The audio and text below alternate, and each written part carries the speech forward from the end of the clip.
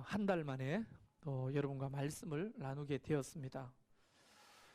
오늘 여러분이 하나님의 말씀을 들을 때에 여러분의 육신의 귀뿐 아니라 영혼의 귀가 열리기를 주의 이름으로 축원합니다. 한 사람도 예외 없이 이 말씀이 저와 여러분에게 주시는 하나님의 말씀이라고 믿고 순종하기를 주의 이름으로 축원합니다.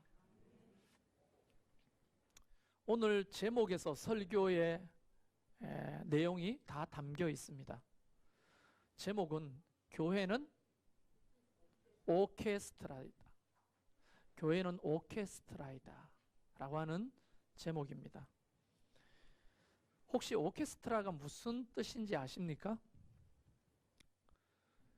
현대의 우리가 알고 있는 상식으로 오케스트라는 여러 악기 연주자들의 집합체를 오케스트라라고 부르는데, 원래는 고대 히랍에서는요, 이 오케스트라라고 하는 말이 뭐냐면 연극 공연을 할 때 무대 앞에 이렇게 비어있는 반원 자리 있잖아요. 이 자리를 오케스트라라고 불렀어요. 사람이나 악단이 아닙니다. 장소를 말하는 거예요. 비어있는 이 앞에서 연극하고 청중들이 있으면 앞에 이렇게 둥그랗게 비어있는 이곳을 오케스트라라고 불렀더라고요. 그리고 16세기에 이제 오페라라고 하는 노래와 춤추고 뭐 이런 것들이 등장하면서 오케스트라가 악기 연주자들이 앉는 장소를 또 오케스트라라고 부르고, 요즘은 오케스트라를 장소로 보지 않고 기악 연주자들의 집합체로 오케스트라라고 부르는 겁니다. 혹시 오케스트라 공연을 한번 보신 적이 있나요? 뭐 TV를 통해 보시거나 아니면 실제로 공연 자리에 가서 보신 부분들이 있을 수도 있습니다. 근데 오케스트라는 여러 군이 있어요. 제일 먼저 현악군. 이 현악군은 뭐냐면 여러분이 알다시피 바이올린보다 조금 더 큰 비올라, 비올라보다 좀 더 큰 첼로, 첼로보다 훨씬 큰 더블 베이스, 이런 것들이 이렇게 현을 가지고 하는 것이 현악군입니다. 그것만 가지고 오케스트라라고 부르지 않죠. 거기에는 또 목관악기군이 있어요. 목관악기는 어떤 게 있냐면 우리가 일상생활에도 자주 접하는 플룻, 또 우리 자매님들은 고등학교 시절에 중학교 시절에 플룻 한번 안 불어본 사람 별로 없을 것 같은데요. 플룻, 그 다음에 오보에, 클라리넷, 바순, 이런 것들이 바로 목관악기에 해당됩니다. 또 그것만 있다고 오케스트라가 아니에요. 오케스트라에는 금관악기가 있어요. 금관악기는 호른, 트럼펫, 트럼본 이렇게 부르는 거, 그렇죠? 그런 악기들, 튜바, 튜바 같은 거 아시는지 모르겠는데 손을 이렇게 집어넣어가지고 안고 부르는 이런 금관악기부터 시작해서 다양한 악기들이 있습니다. 그러고 끝나느냐? 아닙니다. 타악기가 있어요. 타악기는 팀파니, 우리 교회도 팀파니 정도 하나는 있어야 되는데 가격을 알아보니까 비싼 건 한 2천만 원 정도 하더라고요. 북 두 개가 이렇게 치는 게 팀파니. 그 다음에 벨, 실로폰도 여러분 들어갑니다. 애들이나 치는 거라고 생각하지만 큰 실로폰은요 굉장히 좋은 소리를 내죠. 그 다음에 보면 큰 북, 작은 북 이런 것들 다 포함되고요. 예, 이것도 들어가더라고요. 그 다음에 삼각형으로 된 거 트라이앵글도 들어가고요.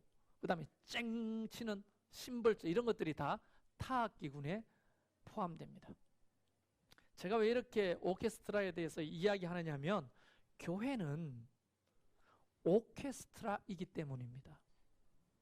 그런데 이런 현악기, 목관악기, 금관악기, 타악기들이 모인 많게는 100명이 넘는 사람들이 이 연주를 하는데, 이 오케스트라는 단장이 있어요. 단장. 이 오케스트라 단을 이끄는 최고 리더죠. 단장이 있어요. 그리고 그들을 현장에서 지휘하는 상임주의자가 있습니다. 그럼 그걸로 끝나느냐? 아니에요. 이렇게 제가 살펴봤더니 악장이 있어요. 악장. 이 단원들 중에 리더 악장이 있어요. 그리고 또 각 현악기, 목관악기, 금관악기마다 수석들이 있어요. 수석들. 그리고 단원들이 있는 거예요. 여러분 이거 한번 잘 들어보시오. 우리 교회가 오케스트라라면 단장은 누굴까요? 예수 그리스도가 우리 단장이시죠. 지휘자는 누구예요? 여러분 믿기 어렵겠지만 제가 지휘자예요. 맨날 예분이한테 야단 맞아. 박자 틀린다고. 근데 알고 보면 지가 틀릴 적이 훨씬 많아요. 어쨌든 제가 지휘자예요. 그러면 악장은 누구예요? 악장. 초장들이 악장이에요. 그러면 수석들은 누굴까요? 목자들이에요. 여러분은 단원인 거죠. 이게 기가 막히게 맞추려고 맞추는 게 아니라 이렇게 오케스트라가 교회의 조직과 너무나 흡사하다는 거예요. 근데 바이올린 주자가 한 명일까요? 심포니 오케스트라는 1바이올린, 제2바이올린 군이 또 있어요. 여러 바이올린을 가지고 소리를 냅니다. 플루트도 한 명이 아니에요. 여러 명의 플루트 주자가 불게 되는 거거든요.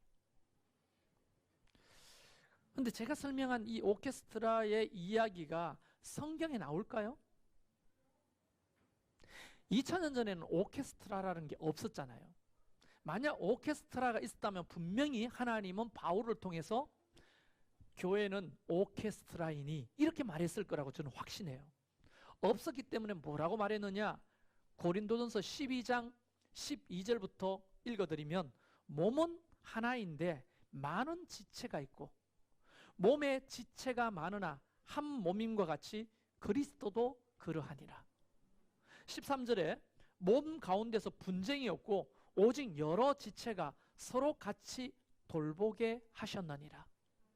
13절, 26절 만일 한 지체가 고통을 받으면 모든 지체가 함께 고통을 받고 갑자기 바이올린이 깨 이런 소리가 났다. 이러면 모두가 멈춰야 돼요. 그 불협화음이 모든 사람을 고통스럽게 하는 거예요.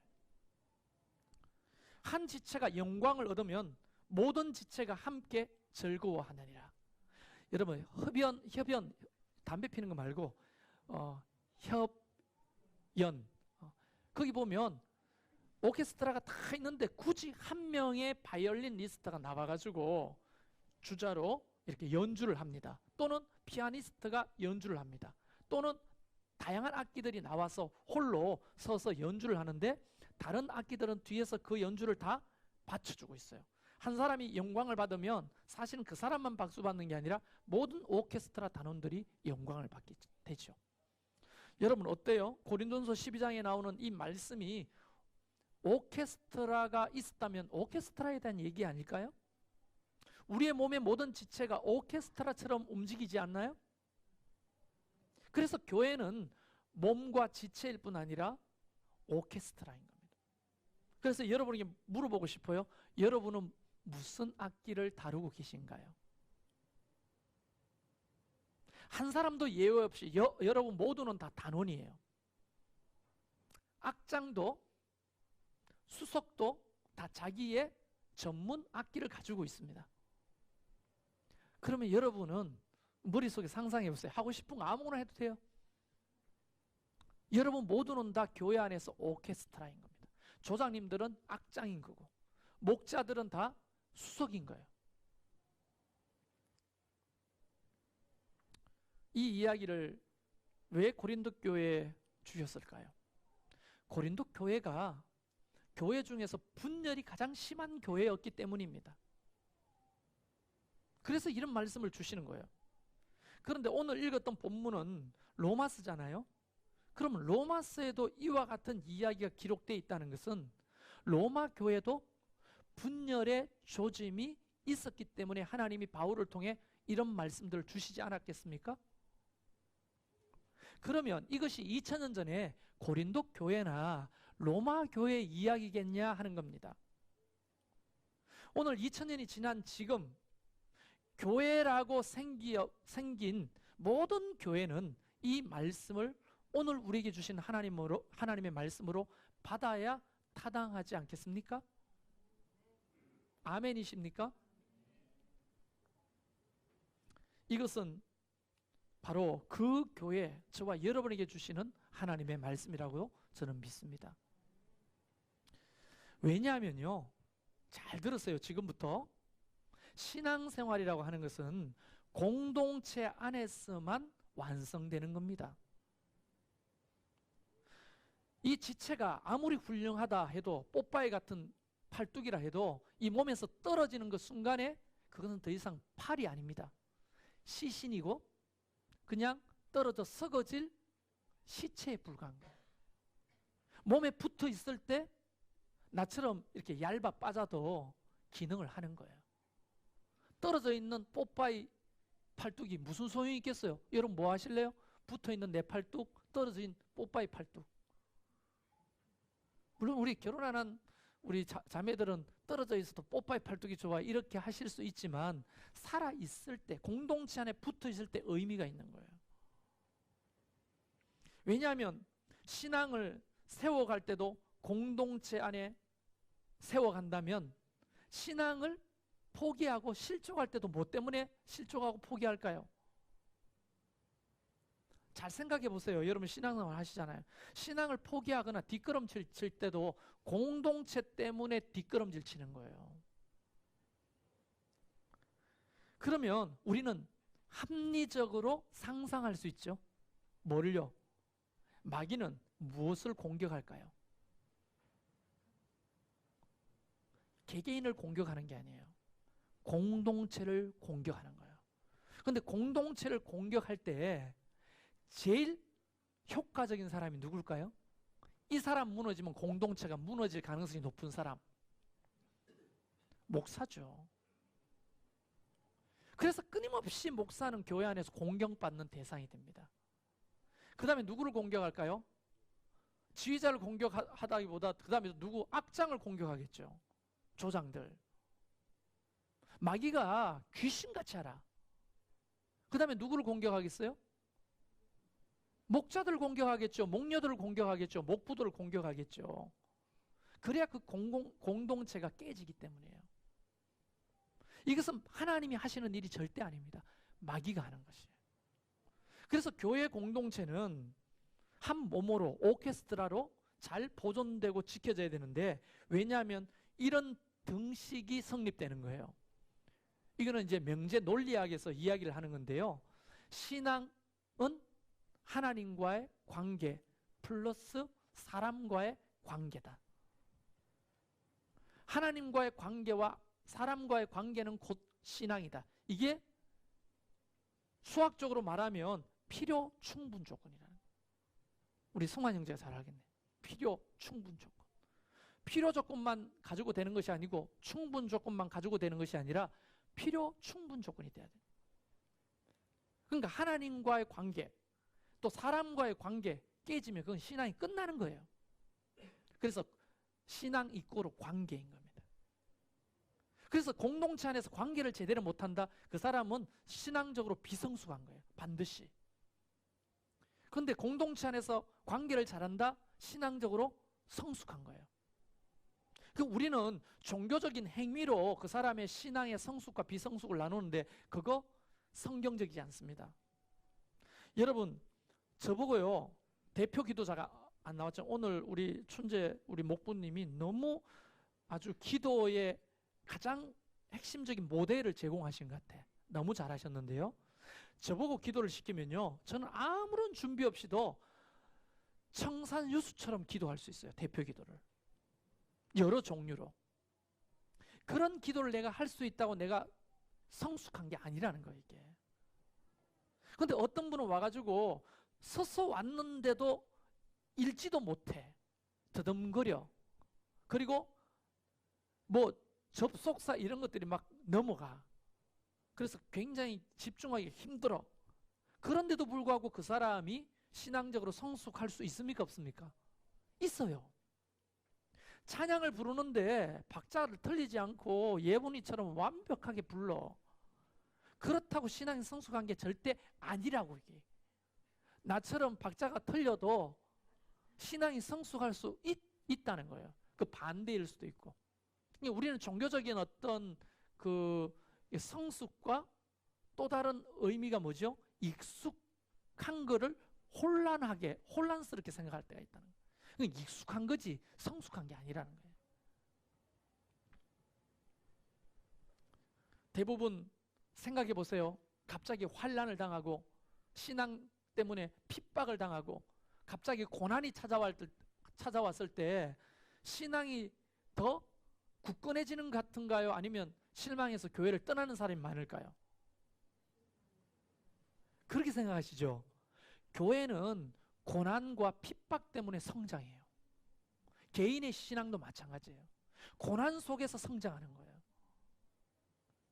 그래서 우리나라도 보면 교회가 가장 막 부흥했을 때가 언제냐? 우리가 먹고 살기 너무너무 힘들 때, 피난 시절에, 또 일제의 그 강점기 때, IMF 때, 놀랍잖아요. IMF 때 교회마다 부흥은 더 크게 됐다는 거예요. 고난을 가지고 고난 때문에 핍박 때문에 교회를 떠나는 예는 거의 잘 없어요. 그런데 교회를 떠나는 이유가 뭐죠?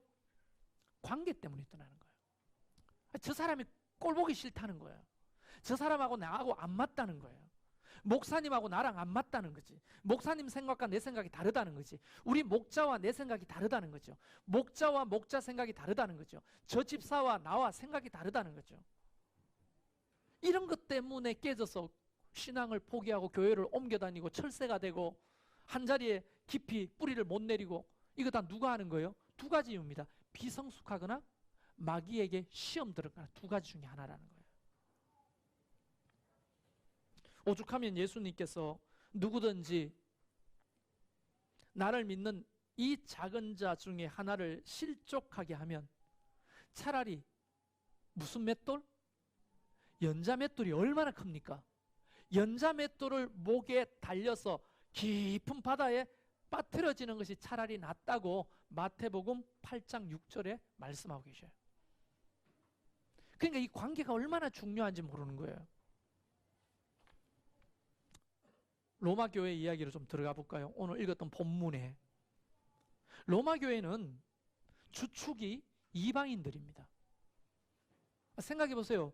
예루살렘에서 복음이 다른 데로 막 이제 전파되면서 저 멀리 로마까지 복음이 들어가서 그들이 예수님을 믿고 교회를 만들기 시작했어요. 거기 유대인이 많겠어요? 이방인이 많겠어요? 아니 그걸 뭐 고민하셔요. 미국에 교회를 쓰면 미국 사람이 많겠어요? 한국 사람이 많겠어? 미국 사람이 많겠죠. 로마 사람이 많은 거야. 그 로마 사람은 이방인이야. 어릴 적부터 하나님의 말씀을 본 적이 없어요. 그냥 예수 믿고 교인이 되어서 교회의 성도가 된 거예요. 그런데 핍박 때문에 로마까지 핍박을 피해서 간 유대인 그리스도인들이 그 로마 교회에 소속돼 있다는 거예요. 이 두 그룹은 전혀 다른 신앙의 체계를 가지고 신앙생활을 시작하게 됐다는 겁니다. 그 중에 대표적인 갈등이 뭐냐 하면 먹는 음식 때문에 갈등이 생기는 거예요. 자, 주방봉사팀 잘 들으세요. 음식 때문에 갈등이 생겼어. 그런데 무슨 음식이냐? 유대인들은요 코셔를 먹어요. 코셔한 음식을. 코셔 음식 알죠? 대제사장이 지정해주거나 그런 절차를 밟아서 잡은 짐승의 고기만 먹는단 말이에요. 근데 이방인들은 아무거나 먹어요. 그런데 유대인들 그리스도인이 소수지만 뭐라고 말했냐면 저런 근본도 없는 것들이 신앙생활 한다고. 어떻게 저렇게 더러운 속된 음식을 마음대로 먹을 수 있는가?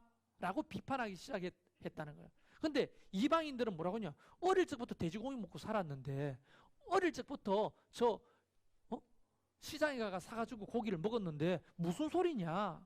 그리스도 예수 안에 있으면 우리가 자유로운 거 아니냐? 꼭 이 고기 저 고기 나눠야 되냐? 이렇게 주장하는 거예요. 그래서 이 두 사람이 계속 싸우는 거야. 여러분, 이건 누가 하는 짓입니까? 그들의 사고방식을 사로잡아서 교회를 파괴하려고 하는 마귀의 굉장히 아주 치밀한 계획이거나 아니면 비성숙 때문에 생기는 결과라는 거예요. 여러분, 평생 여러분이 어느 교회에서 뼈를 묻을지 모르겠어요. 제가 원하는 건 여러분과 함께 이 교회에서 뼈 묻기를 원합니다. 네, 아멘 하는 사람만 같이 뼈 묻는 거예요. 그런데 여러분이 앞으로 어떤 교회에서 신앙생활을 하든지 이 말씀은 동일하게 적용될 거예요. 우리 교회에서만 적용되는 설교는 하지 않습니다. 저는 어느 교회나 하나님의 교회라면 다 적용되는 거예요. 자, 로마서 14장을 쭉 읽어보면 그 얘기를 하고 계시는데 이렇게 말합니다. 먹는 자는 먹지 않는 자를 업신여기지 말고, 업신여기지 말고라는 말은 뭐 했다는 거예요? 업신여겼다는 거예요. 자꾸만 먹는 자는 먹지 않는 자를. 그러니까 이방인들이 유대인들을 업신여겼다는 거예요. 즉 골통, 아주 요즘 단어로 하면 뭐라고요? 꼰대. 저를 꼰대라고 업신여기는 분들 이 말씀을 잘 보세요. 업신여기지 말고 먹지 않는 자는 먹는 자를 비판하지 말라. 유대인들은 그들을 비판한 거예요. 근본도 없는 사람이라고, 말씀을 알지 못하는 거예요. 그러니까 업신여기고 비판하는 것이 그 로마 교회의 밑에서 거품처럼 부글부글하고 올라오기 시작했다는 거예요. 4절 말씀에, 14장 4절 말씀에 남의 하인을 비판하는 너는 뭐냐? 누구냐? 그가 서 있는 것이나 넘어지는 것이 자기 주인에게 있으며 그가 세움을 받으리니 그는 그를 세우시는 권능이 주께 있습니다. 목자를 누가 세웠습니까? 최성열 목사가 어떻게 목자를 세우겠어요? 하나님이 그를 불러 세웠겠죠. 목녀나 목부도 마찬가지입니다. 그런데 목자들끼리 비판한다고 생각해 보세요. 목자는 누구의 종입니까? 하나님의 종이죠. 그런데 목자가 목자를 비판하면 누구를 욕하는 겁니까? 하나님을 비판한 것이라는 거예요. 그래서 이 말씀을 가지고 옛날에 목사들이 무기를 많이 삼았어요. 주의 종을 비판하거나 욕하지 마라. 나는 주의 종인데 왜 까부냐? 그럼 여러분은 주의 종 아닙니까? 똑같이 주의 종이잖아요. 그렇죠? 여러분, 솔직히 말하면 이렇게 이야기하는 목사님 몇 명이 될지 몰라도 잘 못 들을 겁니다. 나만 주의 종이지. 그래서 우리가 아르헨티나 갔더니 거기 현수막에 어떤 교회 하니까 뭐라고 붙어져 있어요? 이수경 목사 이야기해 보세요. 뭐라고 붙어져? 주의 종을 대적하는 자 허리가 부러질지어다, 뭐 이렇게 돼 있어요. 여기 허리 부러질 사람 몇 명 있어요. 그러나 그것은 성경에서 나오는 얘기입니다. 네, 주의 종을 대적하는 자 허리가 부러질지어다, 성경에 나오는 얘기예요. 그런데 우리가 목사만 주의 종이냐는 거야. 여러분 한 분 한 분이 다 주의 종이잖아요. 그래서 서로 비판하는 거는 누구를 비판하는 거다? 여러분의 주인 대신 예수 그리스도를 비판하는 것이 되는 거예요. 그게 죄라는 거예요. 죄. 로마서 14장 10절에는 내가 어찌하여 내 형제를 비판하느냐, 어찌하여 내 형제를 업신여기느냐, 우리가 다 하나님의 심판대 앞에 서리라. 이 말씀은 그것은 죄며 반드시 하나님 앞에 심판받을 내용이라고 엄중하게 경고하고 있는 거예요. 쉽게 누구를 비판하거나 업신여기는 것은요, 죄입니다. 그 사람들이 그걸 모르고 함부로 비판하고 업신여기는 거예요. 우리는 서로 다 다릅니다. 자, 여러분이 오케스트라 단원이면 여러분이 가지고 있는 모양도 소리도 연주법도 다 다릅니다. 똑같을 리가 없습니다. 목관악기가 타악기를 업신여길 수 있습니까? 타악기가 목관악기를 비판할 수 있습니까? 예를 들어서 여러분 그 미션이라고 하는 영화에 선교사가 그 폭포를 기어 올라가지고 그 위에서 뭘 불어요? 피리 같은 거 불죠. 그게 뭐예요? 사람의 목소리와 가장 닮았다는 오보에입니다. 오보에. 그 오보의 소리가 너무 아름다워요. 그래서 원주민들이 그 오보의 소리에 혼이 빠져가지고 막 이렇게 듣게 되죠. 그 오보에가 뭘 보냐? 타악기 중에 트라이앵글 소리를 듣는다고 생각해 보세요.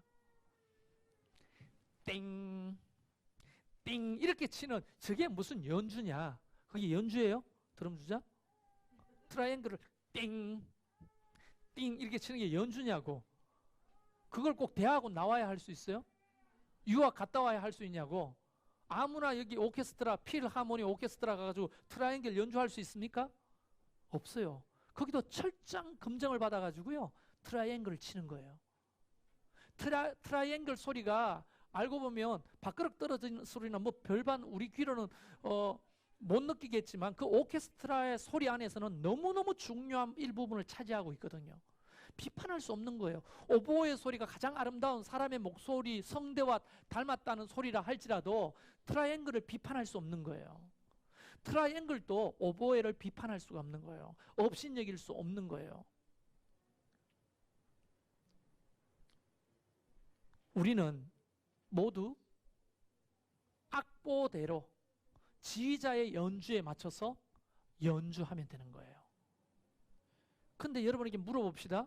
그러면 지휘자가 보고 있는 악보는 무엇일까요? 네? 하나님의 말씀이죠. 하나님의 말씀. 여러분 믿기지 않겠지만 제가 성가대 지휘를 좀 했습니다. 전도사 시절에. 참 믿어질 수가 없죠. 그걸 직접 보고 참여한 개척 멤버들도 있어요.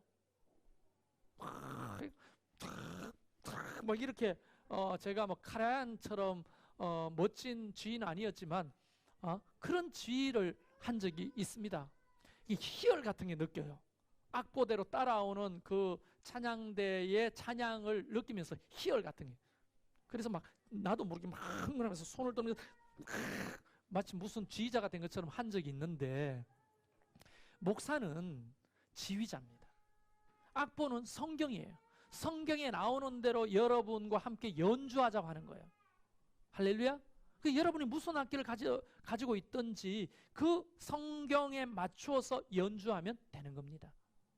소리가 다 달라요. 모양도 달라요. 그리고 여러분 아세요? 악보가 다 달라요. 그래서 이 오케스트라 악보는요, 막 무슨 관악기 악보, 무슨 목관악기 악보, 금관악기 악보, 타악기 악보 다 이렇게 한 줄로 이렇게 돼 있어요. 몇 줄이나 돼. 복잡하죠. 성경도. 그렇다면 우리가 오케스트라라면 오늘 성경에서 우리가 해야 될 딱 3가지 이야기를 염두에 둬야 돼요. 우리 교회가 오케스트라라면. 첫 번째, 오늘 본문 말씀에 보면 1절에 믿음이 강한 우리는 마땅히 믿음이 약한 자의 약점을 담당하고 자기를 기쁘게 하지 아니할 것이라. 약점을 담당하라는 거예요. 약점을 비판하거나 업신여기지 말고 어떻게 하라고요? 왜요? 말씀대로 이야기하려니까 찔립니까? 약한 자의 약점을 어떻게 하라고요? 담당하라고 말씀하시잖아요. 자기를 기쁘게 하지 말라고 하잖아요. 자, 여러분, 부족한 실력을 가진 자들이 있다고 합시다. 그럼 부족한 실력이기 때문에 그 사람이 어떨 때는 틀릴 수 있어요. 그러면 내 소리를 가지고 그것을 메워줘야 되는 거예요. 그래서 바이올린이 주자가 10명이 있어. 똑같은 연주를 바이올린 주자가 하는데 한 사람이 예를 들어서 이게 타는 걸 뭐라고 하죠? 이거를 활의 줄이 끊어졌어. 소리가 제대로 안 나. 그러면 어떻게 돼요? 아이고, 관리를 어떻게 할 거야? 이러고 할 수가 없는 거예요. 다른 주자들이 그 소리를 메워줘야 되는 거예요. 그 약점을 담당해줘야 되는 거죠. 그리고 또 자기를 기쁘게 하지 말라는 거예요. 우리가 오케스트라라면 자기 자신의 완전히 빠져가지고 자기의 감정이나 가치나 신앙에 도취돼가지고 자기를 기쁘게 하는 연주를 하면 어떻게 됩니까?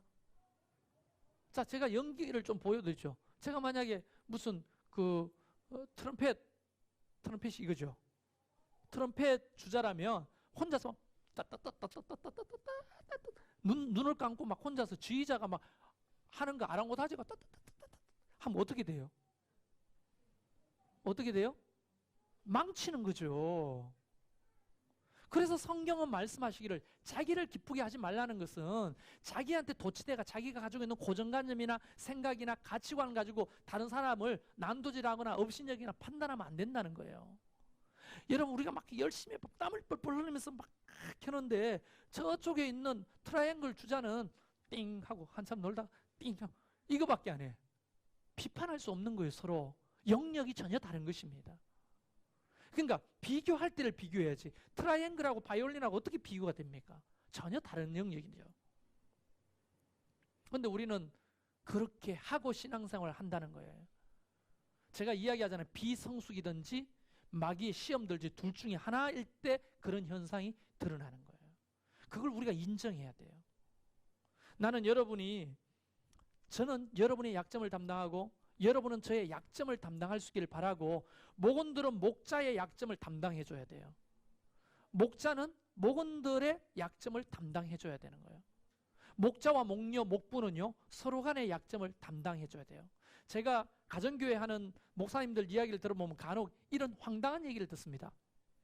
목장이 깨졌어요. 그래서 흩어졌어. 이유가 뭐냐? 목자, 목녀가 목장 모임 할 때마다 싸우는 거예요. 목자, 목녀가 부부인데 싸우는 거예요. 이게 어떻게 되는 일입니까? 목자, 목녀가 싸우면. 목자는 목녀의 약한 부분을 담당해야 되고 목녀는 목자의 약한 부분을 담당해야 되잖아요. 근데 그것을 서로 싸우는 거예요. 그것도 한두 번이지 목원들이요 짜증나는 거예요. 이게. 그 목사님한테 가가 목원이 목장 바꿔달라고. 그 왜? 목장을 왜 바꿔달라니까? 목장 모임할 때마다 부부싸움 한다는 거예요. 두 사람이. 여러분, 만약에 우리가 서로 약점을 담당한다면 훨씬 더 풍성해지지 않겠습니까? 할렐루야? 근데 이런 경우도 있죠. 우리 목녀는 음식을 너무 못해. 맨날 시켜 먹어. 짜증나는 거예요. 다른 목장이 보면 사진을 막 올리는데 모일 때마다 진수성찬이야. 뭘 했다는 거예요. 여러분, 비교할 수 있어요? 이거는 목관학기와 타학기가 서로 비교하는 거예요. 그 대신 음식을 못하는 그 목녀는 어쩌면 여러분을 위해서 음식을 잘하는 그 목녀보다 훨씬 더 기도로 여러분을 섬길 수 있다고 보는 거예요. 그 아무도 모르는 거예요, 사실은. 근데 그거를 눈으로 보이는 것으로 판단할 수가 없는 거예요. 우리의 가치관과 경험으로 판단할 수가 없는 거예요. 목사도 마찬가지겠죠? 다른 교회 목사님에 비해서 나는 부족한 게 너무 많은 사람이에요. 그런데 다른 교회 목사님이 하지 못하는 어떤 부분에서 여러분을 잘 섬기고 있을 수도 있다는 거예요. 뭐 아멘이 별로 없으니까 이거는 빨리 넘어가도록 하고요. 어쨌든 저는 약점이 많습니다. 여러분이 담당해 주기를 바라고, 여러분도 약점이 많아요. 제가 담당해 주고 서로 담당해 주기를 바랍니다. 제발 자기 자신에게 도치대가 빠져가 연주를 하면 안 돼요. 성경대로 해야죠. 성경대로. 악보대로 해야 될 거 아닙니까? 그래도 이 소리가 나은데, 이렇게 연주하는 게 나은데 하면 안 되는 거죠. 재밌는 우리는 경험을 했죠. 지지난주에 드럼 주자가 갑자기 찬양 중간에 그냥 끊어버렸어요. 찬양을 부르다가. 이거는 비판하는 게 아닙니다. 너무 재밌는 교훈이었어요. 갑자기 하다가 내 평생 끊어졌어요. 그리고 스탑하고 기도합시다. 이렇게 된 거죠.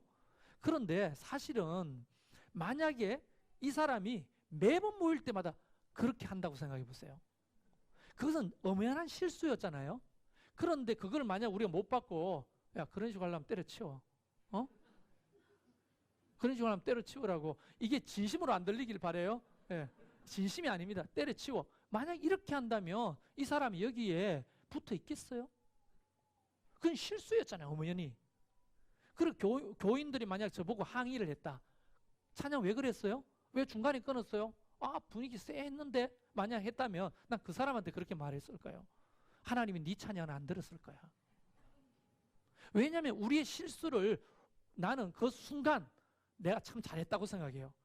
만약 계속 끌고 갔다고 생각해 보세요. 이 사람이 얼마나 어려웠겠어요. 근데 그 순간에 하나님 끊어라. 딱 끊었어요.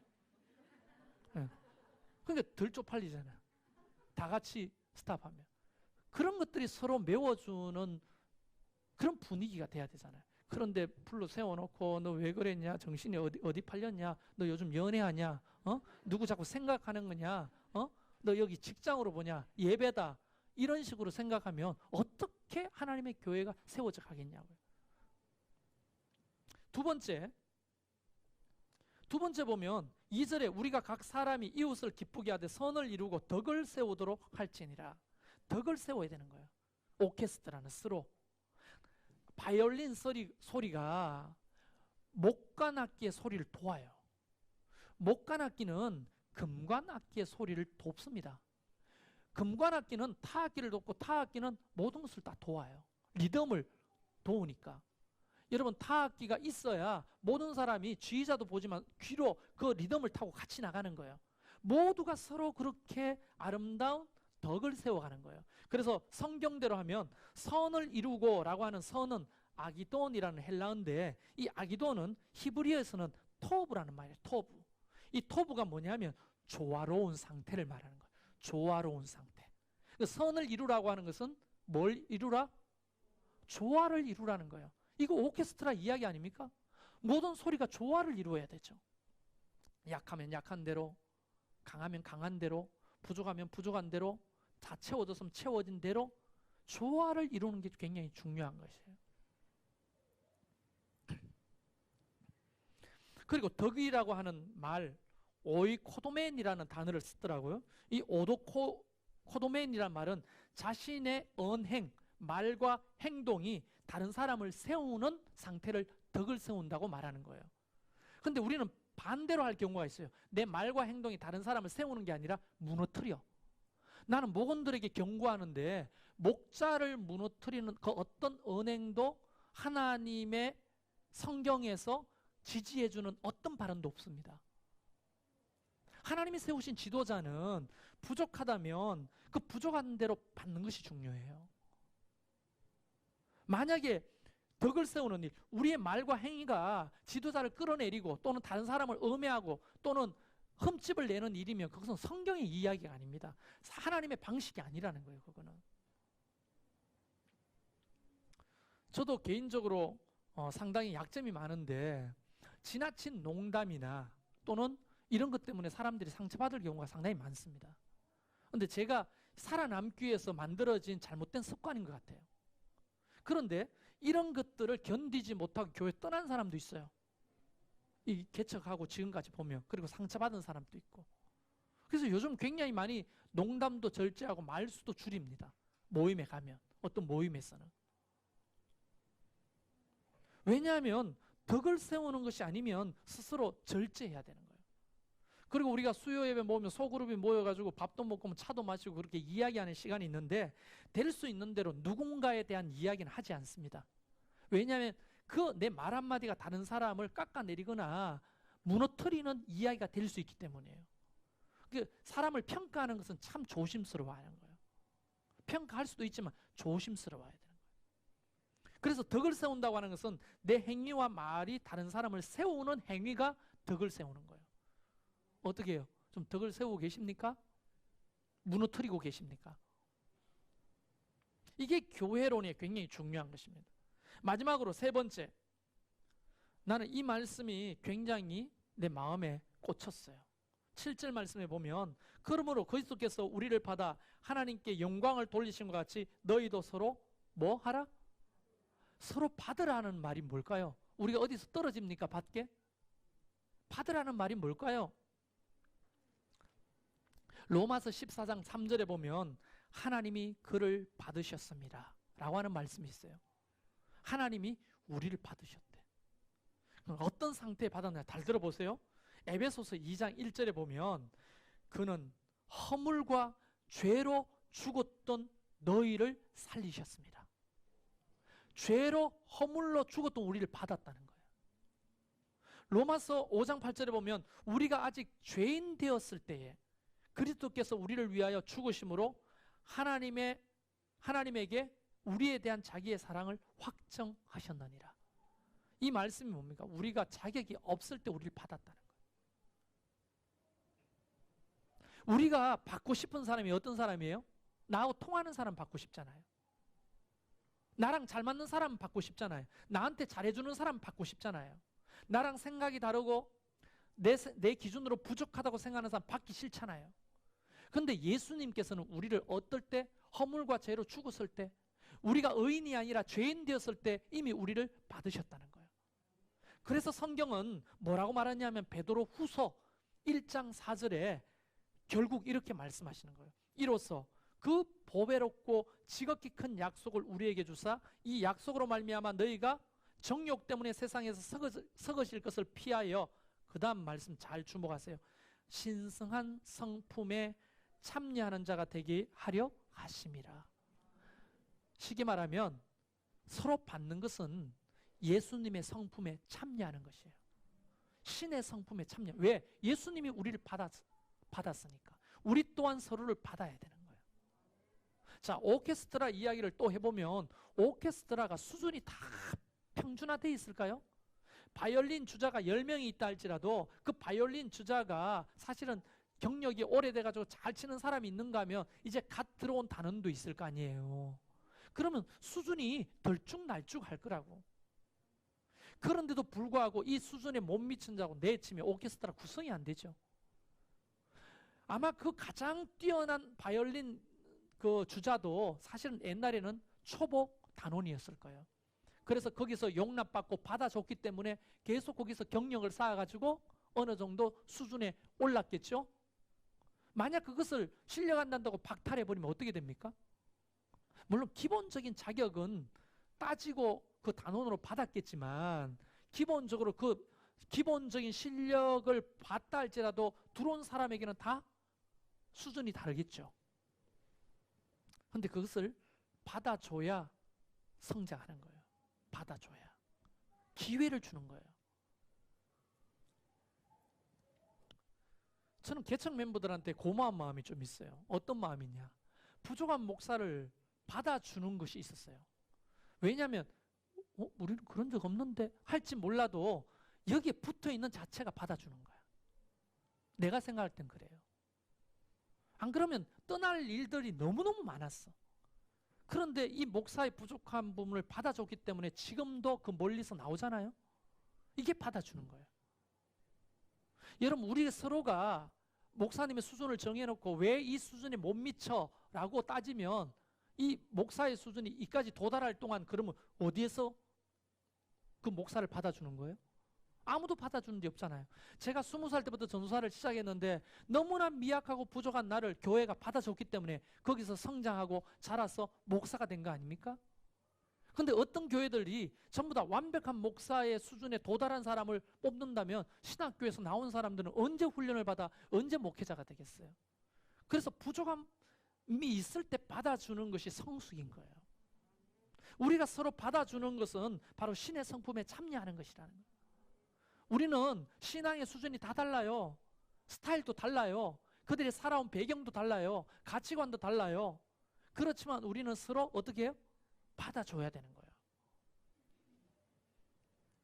그런데 우리는 본능적으로 우리와 수준이 비슷한 사람과 자꾸 짜가려고 하고 그 사람들만 하고 놀려고 하는 그런 성향들이 있다는 거예요. 본능적으로. 그런데 성경은 그렇게 이야기하지 않는다는 거죠.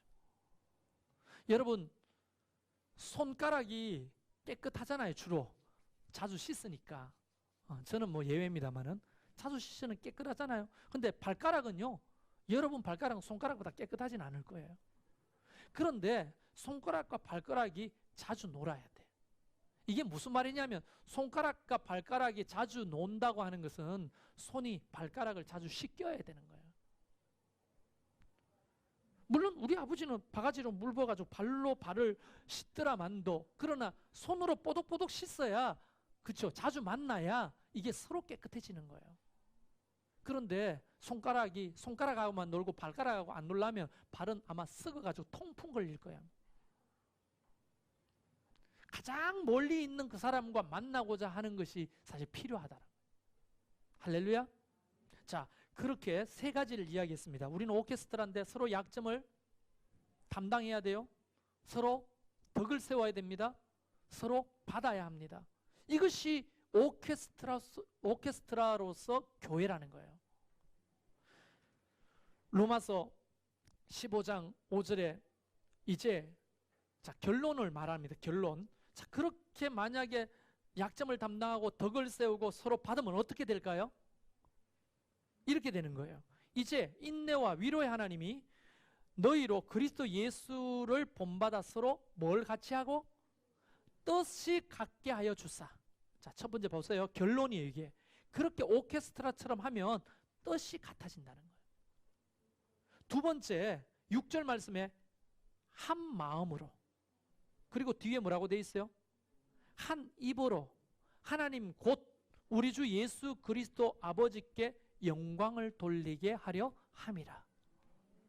여러분, 우리가 서로 약점을 담당하고 덕을 세우고 서로 받게 되면요, 우리는 어떻게 뜻이 같아지고 한 마음이 되고 한 입으로 말하게 돼요.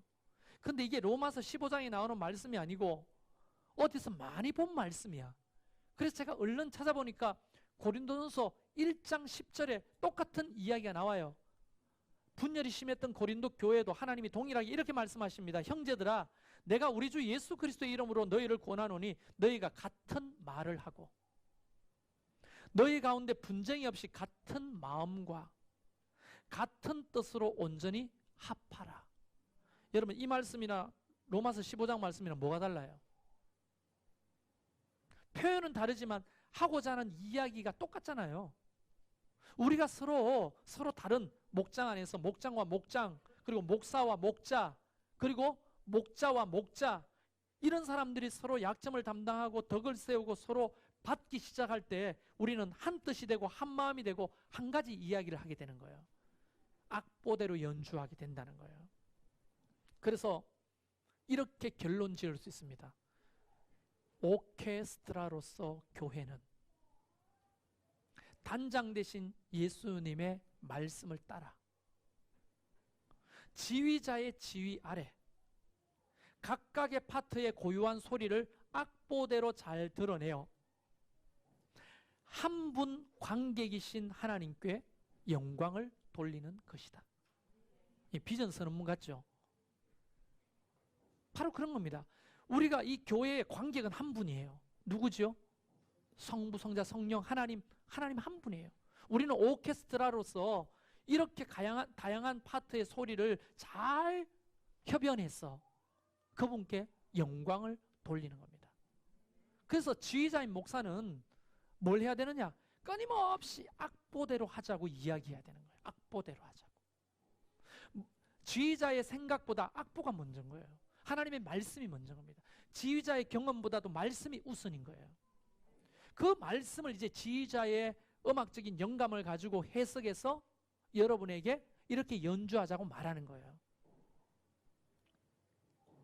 이 가치에 순종하지 않는 사람, 자기의 생각, 자기의 경험, 자기의 감정, 자기의 어떤 불순종으로 그런 강팍하게 행동한다면 그건 두 가지 부분이라고 아까 계속 이야기했죠. 신앙의 비성숙이든지 마귀에게 시험 들었더니 둘 중에 하나입니다. 성령은 이 일을 하신 일이 없어요. 여러분이 옳다고 생각하는 그것이 옳은 것이 아니라는 거예요. 우리 모두가 교회를 오케스트라로 만들어가면 좋겠어요. 여러분은 다 단원이에요. 마지막으로 묻습니다. 여러분은 어떤 악기를 연주하는 주자인가요? 필요 없는 악기가 있을까요? 없습니다. 나는 아무것도 못하는데 라고 생각하는 그분이 우리에게는 가장 소중한 사람일 수 있어요. 나 없으면 안 돼, 잘해보라고 하는 사람이 가장 필요 없는 사람일 수도 있다는 거예요. 우리 모두는 다 오케스트라 단원입니다. 할렐루야. 그 마음을 가지고 같이 찬양할까요?